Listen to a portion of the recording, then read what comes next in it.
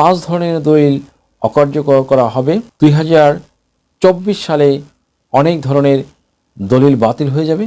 2024 সালের শুরুতে দলিল ধুয়ে পানি খেতে হবে, এমন সব চমকপ্রদ দৃষ্টিনন্দন টাইটেল এবং থাম্বনেইল হয়তো আপনারা দেখে থাকবেন। সুপ্রিয় দর্শক মণ্ডলী, এসব দেখে কিন্তু আপনাদের আতঙ্কিত বা আশ্বস্ত হওয়ার কোনো দরকার নেই। বন্ধুরা বিষয়টি নিয়ে আপনাদের ভুল ভেঙে দিচ্ছি।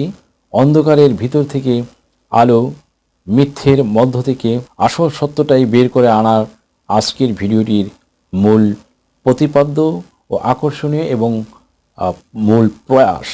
সুপ্রিয় দর্শক মণ্ডলী, সত্যি কথা বলতে কি, আসলে এমনি কোনো দলিলেই কিন্তু বাতিল হয় না। এমনকি সম্প্রতি পাশ হওয়া খোদ নতুন ভূমি আইনের তো দূরের কথা, এমন কোনো আইনেই আজ পর্যন্ত হয়নি যে এমনি দলিল বাতিল হয়ে যাবে। যেখানে অটোমেটিক দলিল বাতিল হয়ে যাবে এমন কোনো আইন এখনও হয়নি। আসলে দলিল বাতিল হয় না বন্ধুরা, দলিল বাতিল করতে হয়। আমরা প্রায়শই শুনে থাকি যে জেলা প্রশাসক মহোদয়কে চিঠি দিয়ে জানানো হয়েছে যে 5 ধরনের বা 6 ধরনের, 7 ধরনের বা 8 ধরনের বা 9 ধরনের বা 10 ধরনের দলিল বাতিল করার জন্য। আসলে বিষয়টি এমন কিন্তু কোনো ব্যাপার নয়। কোনো জেলা প্রশাসক, কোনো সাব রেজিস্ট্রার, কোনো সচিব, কোনো ক্যাডার কিংবা কিন্তু দলিল বাতিল করতে পারে না। সাব রেজিস্ট্রার দলিল সৃজন করেন, তিনি কেন তাহলে দলিল বাতিল করবেন?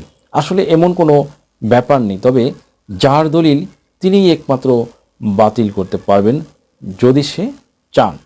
সেজন্য তাকে দেওয়ানি আদালতে গিয়ে দলিল বাতিল করার মোকদ্দমা দায়ের করতে হবে। সুপ্রিয় দর্শক মণ্ডলী, এছাড়া ইতিমধ্যে দলিল বাতিল করার জন্য এমন কোনো পরিপত্র বা প্রজ্ঞাপনও কিন্তু জারি করা হয়নি। সুপ্রিয় দর্শক মণ্ডলী, ভূমি প্রতারণা সংক্রান্ত কিছু অপরাধ, যেমন ভূমি আইনের 4 ধারায় বলা আছে এবং 5 ধারায় কিছু বিষয় নিয়ে আলোচনা করা হয়েছে, যেখানে যেসব অপরাধ সংগঠিত হলে দলিল বাতিল হয়ে যাবে। তবে তার মানে এই নয় যে নতুন ভূমি আইন দলিল বাতিল করতে পারবে। আসুন জেনে নেওয়া যাক যে ভূমি আইনের 4 এবং 5 ধারায় কোন সংক্রান্ত দলিলের কথা অপরাধের কথা বলা হয়েছে এবং কোন সংক্রান্ত দলিল বাতিল করতে পারবেন সে সম্পর্কে বলা হয়েছে।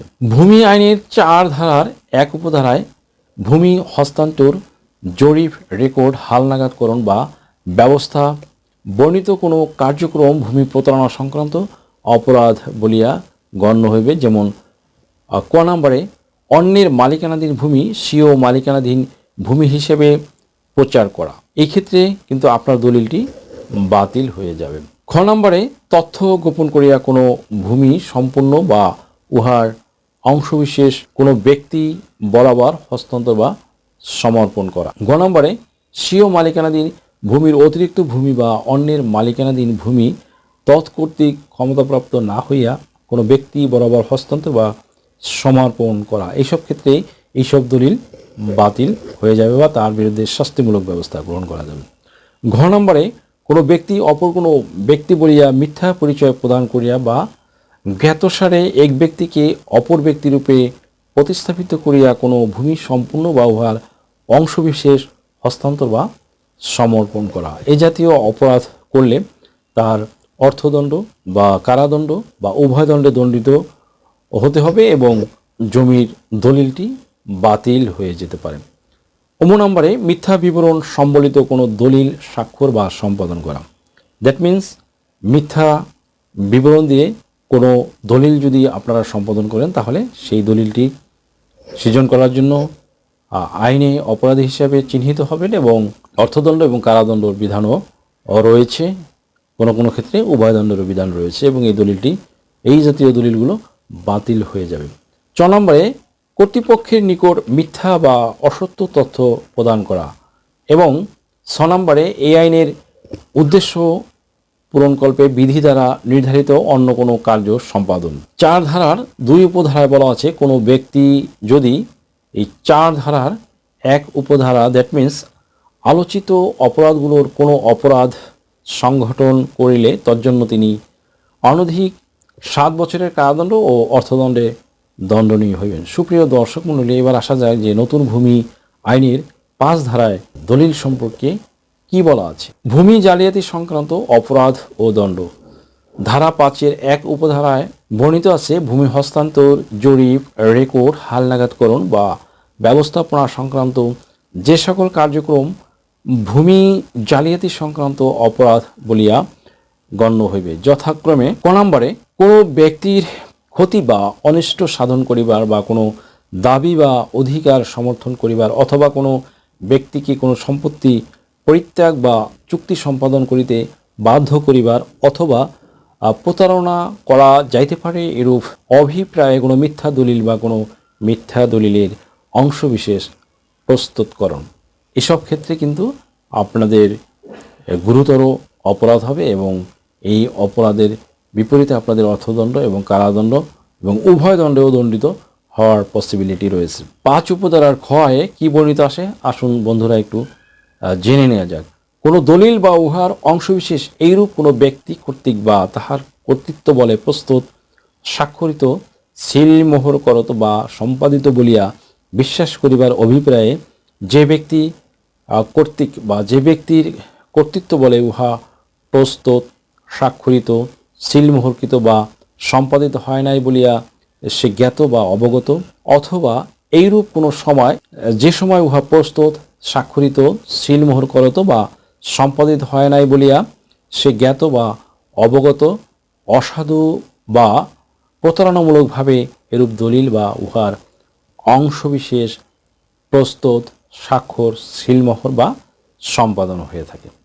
দেশ ও বিদেশ থেকে যে কোনো ধরনের হলফনামা, এফিডেভিট নিতে চান, কাবিননামা, নিকানামা যে কোনো ভাষায় অনুবাদ করে বিভিন্ন মন্ত্রণালয়, ইসলামিক ফাউন্ডেশন থেকে সত্যায়িত করে নিতে চান, শিক্ষা সনদ বা অন্য যে কোনো ধরনের ডকুমেন্ট শিক্ষা বোর্ড, শিক্ষা মন্ত্রণালয় থেকে সত্যায়িত করে নিতে চান, ধর্ম পরিবর্তন করে কোর্ট ম্যারেজ করতে চান, কুরিয়ার, ইমেইল, হোয়াটসঅ্যাপ, ইমো, মেসেঞ্জারিতে ডেলিভারি নিতে পারবেন। তাছাড়াও সরাসরি এসেও নিতে পারবেন। Mobile number 01724583880। সেই সব ক্ষেত্রে এই সব দলিল অর্থদণ্ড বা কারাদণ্ড কোনো কোনো ক্ষেত্রে উভয় দণ্ডে দণ্ডিত হওয়ার সম্ভাবনা রয়েছে এবং এই দলিলগুলো বাতিল করা যাবে, তবে সেটা ভূমি আইনে নয়, সুনির্দিষ্ট প্রতিকার আইনের 39 এবং 40 ধারায় দলিল বাতিল সংক্রান্ত বিষয়ে বিস্তারিতভাবে বলা আছে। সুপ্রিয় দর্শক মণ্ডলী, গ নম্বরে কী রয়েছে দেখি।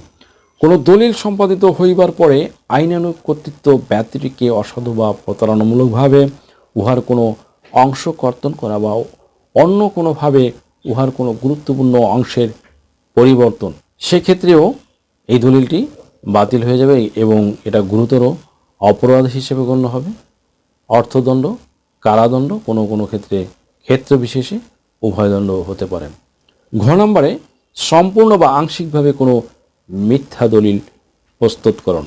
আংশিকভাবে বা সম্পূর্ণভাবে যেভাবেই হোক না কেন যদি কোনো মিথ্যে বা ভুয়া বা বানোয়ার দলিল প্রস্তুত করেন তাহলে কিন্তু সেটা বাতিল হয়ে যাবে।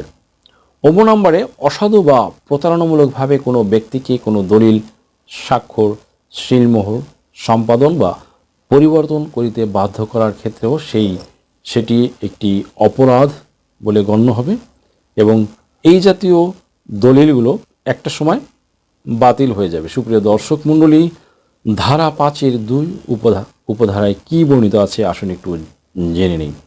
কোনো ব্যক্তি উপধারা 1-এ বর্ণিত কোনো অপরাধ সংগঠন করলে, দ্যাট মিনস উপরে আলোচিত যে অপরাধগুলো, সেই অপরাধগুলো কোনো অপরাধ সংগঠন করলে তজ্জন্য তিনি অনধিক 7 বছরের কারাদণ্ড ও অর্থদণ্ড দণ্ডিত হইবেন। সুপ্রিয় দর্শক মণ্ডলী, এরপরে আলোচনা করব যে সাধারণ অর্থে দলিল বাতিল বলতে কোনো দলিলকে অকার্যকর এবং অবৈধ বলে ঘোষণা করা। সুনির্দিষ্ট প্রতিকার আইনের 39 ধারায় কোনো ব্যক্তি বাতিল বা বাতিলযোগ্য কোনো দলিলকে বাতিল করার জন্য আদালতে মোকদ্দমা দায়ের করতে পারে।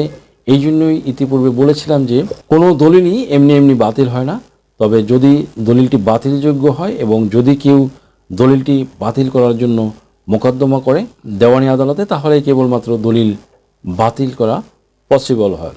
সুপ্রিয় দর্শক মণ্ডলী, বাতিল বা বাতিলযোগ্য কোনো দলিলের কারণে কোনো ব্যক্তি যেন ভবিষ্যতে ক্ষতির সম্মুখীন না হয় তার রক্ষাকবচ হিসাবে সুনির্দিষ্ট প্রতিকার আইনের 39 ধারায় আদালতকে দলিল বাতিলের ক্ষমতা দেওয়া হয়েছে।